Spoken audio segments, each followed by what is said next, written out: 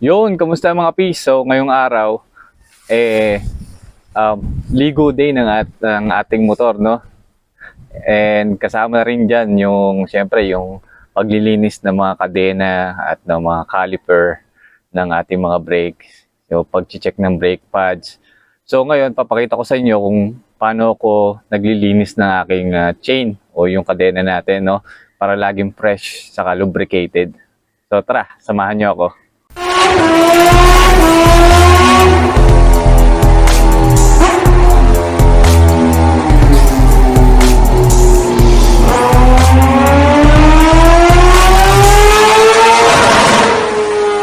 So tara, mag-start na tayo mga piece, pero papakita ko muna sa inyo kung ano yung gamit ko panglinis ng kadena, no?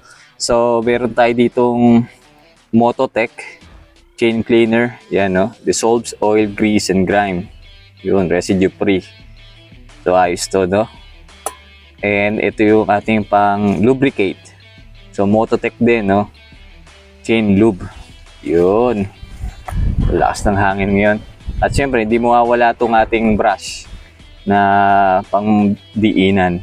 So mga piece, bago pala tayo magsimula, gusto ko lang ipaalam sa inyo na yung mga item na ginagamit ko, yung mga consumable, at tulad nung pinakita ko sa inyo kanina na Mototech, chain lube, cleaner, yan.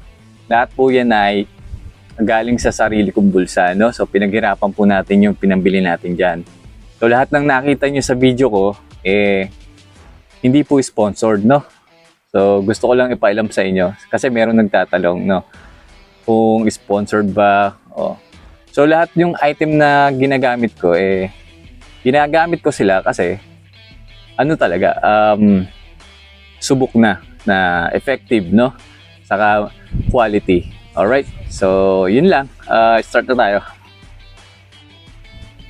So ayun. So itong ating Mototech mga fish, no? Itong Mototech chain cleaner at chain lube, pwede kahit anong klase ng motor na dekadena, no? So hindi lang para sa ating GPR 250 or C200. So pwede ito sa lahat, no? Pwede ito sa lahat, kahit yung mga Honda, TMX, yan. Yun, so tara. Kalkalin na natin to. So una, syempre, yan, niready ko na yung motor ko. Nilagyan ko na rin siya ng paddock stand para mas madali nating malinis yung kadena. So ito na. Pakalug-kalugin lang natin to, no? Tapos spray natin sa ating kadena. Yun. Spray lang natin siya. Ayan. Hanggang lahat ng parte ng kadena malagyan. Ayan. Kita nyo naman, natutunaw na agad yung mga namuong grasa, no? Sama ng mga alikabok at putik. Yun. So pagkatapos nating ma-sprayan, gamitin natin tong pangmalakasan nating brush. Okay? So dito ako sa ilalim nag-start kasi ito yung pinaka-accessible. Yan.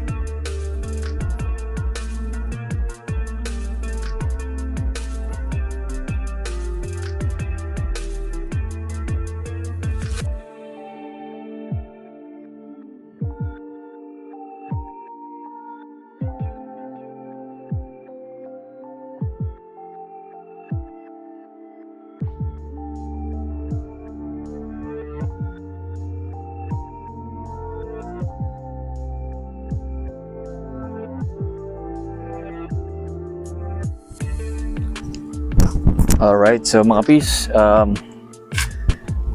punasan na lang natin siya since malinis na siya, no? Yun. Yun. Tanggalin na natin yung mga dumi-dumi konti. Punasan natin siya para susunod natin gawin ilulubricate na natin siya. Ayan, para malinis na malinis.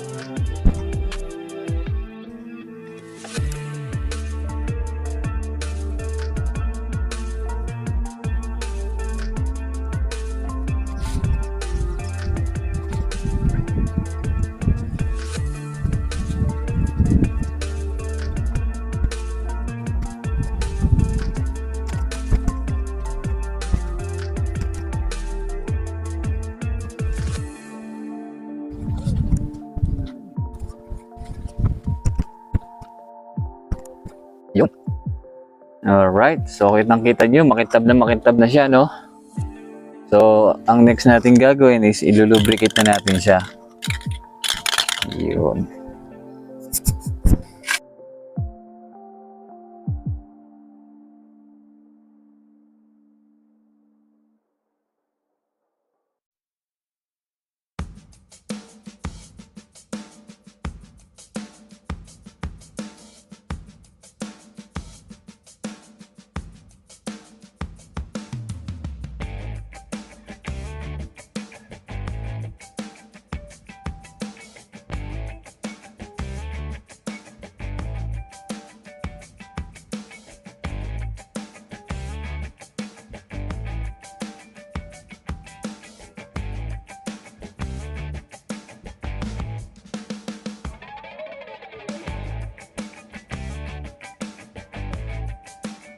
Alright, so ayun na mga peace, ito na yung ating finished product, no? So na lubricant na natin, lubricated na yung ating ating kadena.